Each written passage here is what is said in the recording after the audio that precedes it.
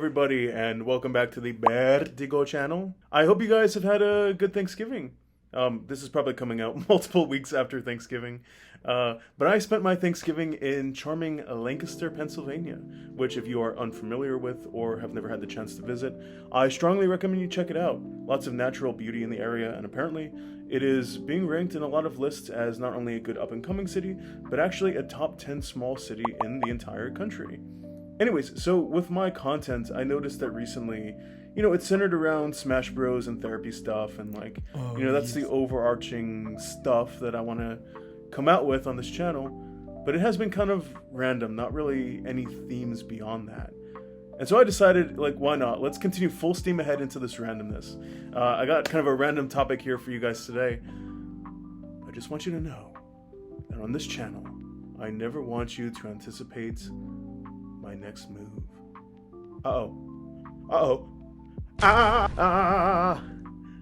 Wow, it's been a long time since my hair was this short. I hope this doesn't reveal that my head is disproportional to my body. So, on to the topic for today, if that is going to be the last surprise. We are going to talk about a certain Smash character, and we're going to figure out what exactly that character would be diagnosed with if he went to therapy. Now, it could be no surprise to you if you saw the thumbnail of this video that the character we are going to try to diagnose is none other than Luigi, or Luigi Mario, depending on what you want to call him according to the canon. Luigi was also the star of my previous video. I hope you watched it, and if you haven't, please go check it out before you continue this video. I'll give you 2 seconds. Go. How are we going to diagnose, you ask? Well, we are going to use none other than the DSM-5, which is the most current up-to-date version of the DSM. Now, a lot of therapists have a lot of different takes on the usefulness and functionality of the DSM. I mean, some swear by it. They think it's necessary and important with communicating results, building consistency, and just having a stable scope as to what it means to, diagnose and treat psychological conditions. Some might say that, it's important but isn't necessarily useful. You can do meaningful work without it. And some might say that it actually is detrimental to the meaningful work that you want to do with clients. So you'll get a whole spectrum of people who think a lot of different things. And if you guys want a video on that, I definitely will provide one in the future. It's also possible that the character I discussed in this video or other characters who I discussed in similar videos might not literally have symptoms that warrant a full diagnosis. But also, if you're going to a therapist and you want to use your insurance, in order to bill that insurance, you need a diagnosis code. You need to provide a diagnosis. So for the sake of reality, I'll give the diagnosis that I think is the best. Back to Luigi. So he is the trusted companion to Mario, or Mario. Sorry, I'll just always think that's funny. But this type of relationship probably comes with some complications. I've spent dozens of minutes investigating this topic. Just kidding, I have not looked into this at all. I know some baseline stuff about Luigi, but that's pretty much it. What I want to do here is kind of learn along with you guys, because if this person were coming to me, to my office, I wouldn't really know that much about them other than the intake documents that are being submitted. And sometimes I read them, sometimes I don't. It kind of just depends on how much time I have. So I'm going to be looking into it, I'm going to be getting some basic information, and we are going to go to the Mario Wiki because I'm not actually getting intake forms, and I need to start somewhere. Okay, so the Super Mario Wiki. Luigi's Mario's younger but taller twin brother. Okay, so they are twins, that is confirmed. Throughout his life, he has lived in Mario's shadow, developing both cowardly and heroic tendencies. Okay. We're not necessarily going to assume that someone has a disordered form of anxiety just because they're cowardly. Because what you might see with the DSM typically is that it's not really a full-on diagnosis unless that symptom itself is causing them a lot of distress. You can be anxious and feel bad, but overall kind of be okay with it. You can roll with it. Second player option. Okay, we probably don't need to know that. Luigi's only 5'2"? That is so sad. That Mario's got to be under 5 feet then. Okay, so let's go down to personality. Luigi is portrayed as a cautious, clumsy, self-conscious, and timid person who is especially afraid of ghosts. It's not too crazy. I think a lot of people would be if they believed that they were real. In Paper Mario, his partners claim his stories are heavily embellished. Just so you guys know where I'm reading, I'm right here. The North American version of the game implies that in his final smash in that game, Negative Zone seemed to have developed because of living in his brother's shadow and represents his negative feelings about being overshadowed for this long and the darkest thoughts that develop with time. Despite this, however, the Negative Zone would be replaced, as Sakurai did not intend to play up Luigi's overshadowed status, instead aiming to make him everyone's favorite man in green. That didn't really work out, did it? I mean, we all know how in 2013, the year of Luigi was an absolute disaster, and Nintendo lost millions and millions of dollars. And like any good therapist, I also checked Reddit. Let's see, where is the page? So we got Vine Sauce saying here, Luigi's final smash and brawl is literally him weaponizing his depression.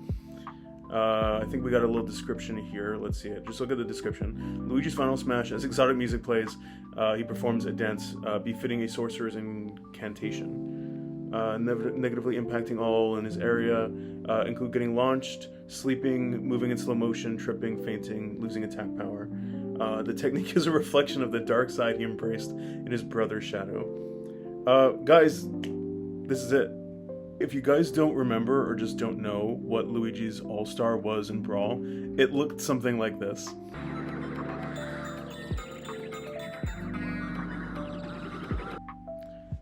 Pretty freaking sad, right? Once you know, like, the reason behind it.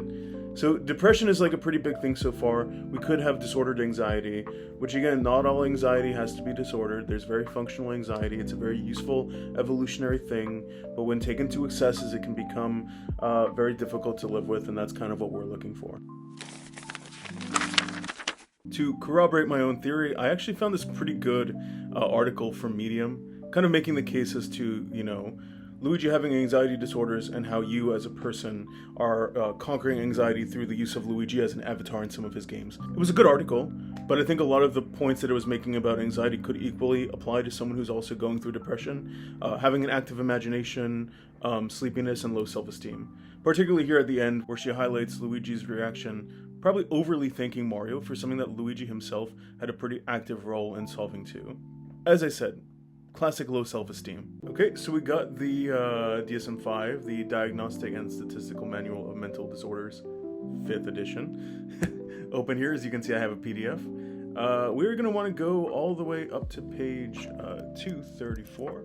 So for anxiety disorders, as I said, I'm a little bit skeptical, but like a good clinician, we are going to take our time and really look through the wording. Separation anxiety disorder, we can look past that. Selective mutism, we could move past that as well. Let's look at panic disorder just to see if like there's anything here. Palpitations, sweating, trembling sensations, shortness of breath, choking, chest pain, discomfort, fear of dying. At least one of these attacks have been followed by 1 month or more of persistent concern and worry. Additional disturbance not attributed to psychological effects. Disturbance is not better explained by another mental disorder. There probably is an argument to be made about panic disorder. We don't necessarily get a full spectrum of what exactly Luigi's symptoms are as he's experiencing panic. It very well could be a lot of this stuff. I mean, fear of dying, probably, sweating, trembling, shortness of breath. Just that itself could probably be a pretty good argument for panic. This second section is where you really have to give it a second look. Significant change in behavior related to attacks, unclear on that. Disturbance is not attributable to the psychological effects of substance or another medical condition. Not better explained by another mental disorder. And you're going to see this all the time in the DSM. It's saying, well, if there's something that better explains this than this, focus on that stuff. And so for a lot of them, and sometimes panic, it's going to be like, we'll look at other things first, and if that doesn't quite solve it, come back to this. My main argument as to why I probably wouldn't jump on the whole panic thing is he seems to be panicking about things that make a lot of sense for him to be panicking about. I mean, is it really like disordered to think like, oh, why is this person panicking when they're constantly in situations where their life feels at risk? No, that doesn't quite make any sense. We're going deeper, we're going into the childhood stuff, we're really going into, you know, the ugly early stuff that really might make Luigi suffer from maybe a depressive disorder. And so we're going to depressive disorders. We got to go to page 200. Put that in there. Disruptive mood dysregulation. Probably not this. We're not talking about like temper outbursts. So that's probably going to be a pass for us here. Major depressive disorder. This is probably where we're looking. Depressed mood most of the day, nearly every day, is indicated by either subjective report or observation. So we're really going on with the assumption that if Luigi can literally manifest some psychical bubble that just shows and causes feelings of depression, his depression symptoms probably have to be pretty strong. I mean, that's off the chart stuff. We've never seen anything like that before. You know, it's Eeyore on steroids and then on fentanyl, probably. Weight loss, no data on that. Insomnia, difficulty sleeping, that was something that was talked about in the article that we mentioned before. Feelings, loss of energy, not a whole lot of that. Feelings of worthlessness or excessive or inappropriate guilt, we are seeing quite a bit of that. Very quickly, let's see if we can at least kind of pinpoint 5 of these. So depressed mood, we're going to go with that. Diminished interest in pleasure, we're going to go with that. Insomnia, we're going to go with that. Loss of energy, jury's out. Feelings of worthlessness, we're going to go with that. Think or concentrate, we're going to maybe say that there's something there. Symptoms can clinically cause significant distress or impairment.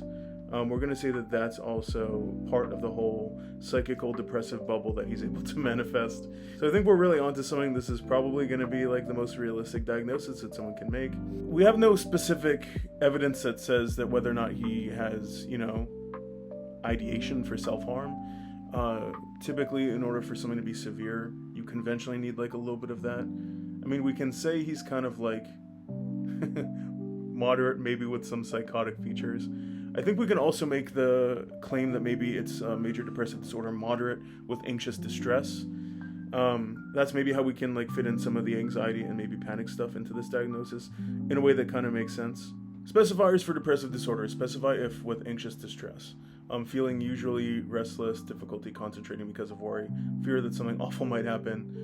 I mean, a lot of this is describing his sort of like day-to-day conventional anxiety symptoms pretty clearly. So we were able to get about 5 of the symptoms for depression that probably manifest in creating that depressive bubble that he's able to generate. We do get enough of the symptoms for anxious distress. So I think we're kind of closing in on a real diagnosis here. Depressed. Well, there you have it, guys. That is our final diagnosis. We got major depressive disorder, moderate to severe with anxious features. Now, let me know, would you have given a different diagnosis? What are your thoughts? Do you have any specific thoughts on the DSM itself? Pro, against?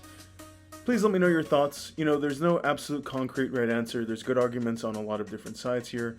And yeah, thank you guys for checking out this video. It's been a little bit of a drought. I'm happy I came out with something for you guys. I will see you guys before the new year, so I hope you have a good rest of your holiday season. Take care of yourselves, and I'll see you at the next one. Peace.